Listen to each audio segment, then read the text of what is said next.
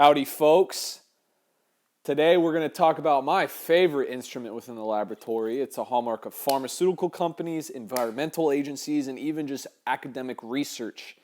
It is high-pressure liquid chromatography, also known as HPLC, and today we're going to go step by step and help you understand the fundamental concepts about HPLC. So let's dive into the machine.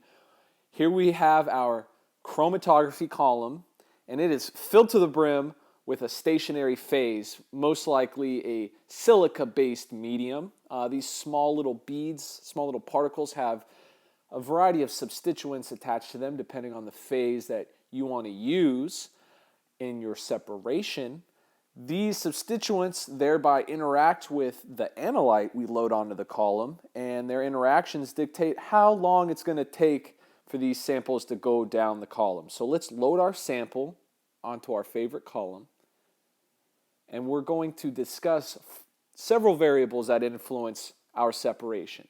It comes down to the type of column type that we use, whether it would be reverse phase or normal phase. Normal phase has silica-based particles with polar substituents added on to the beads, and reverse phase is the opposite of that, hydrophobic substances added to the silica beads. Next is our solvent systems, ratios of polar and nonpolar solvents, and lastly will be our flow rate, which is directly contingent on the pressure generated by the pumps in our HPLC machine. All of these factors together will influence the degree of separation as well as how long the separation will take. So our sample is slowly making its way down the column. It separates because we have optimized our protocols just right. And boom, our first eluent has come off the column, and that's where variable number 4 comes in. How do we detect that analyte? We can use UV vis or fluorescence detection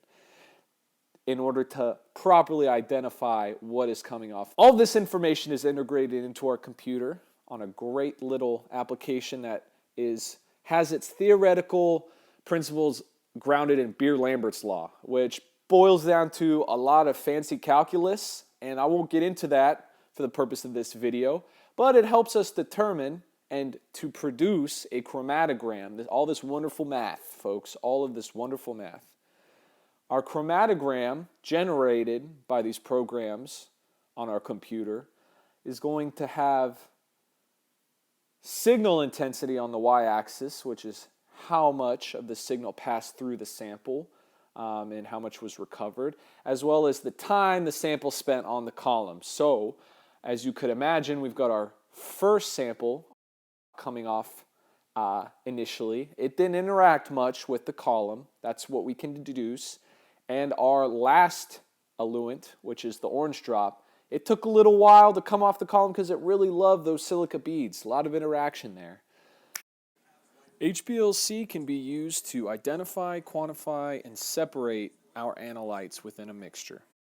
And that's it. Thanks for joining us, folks, on SciGine.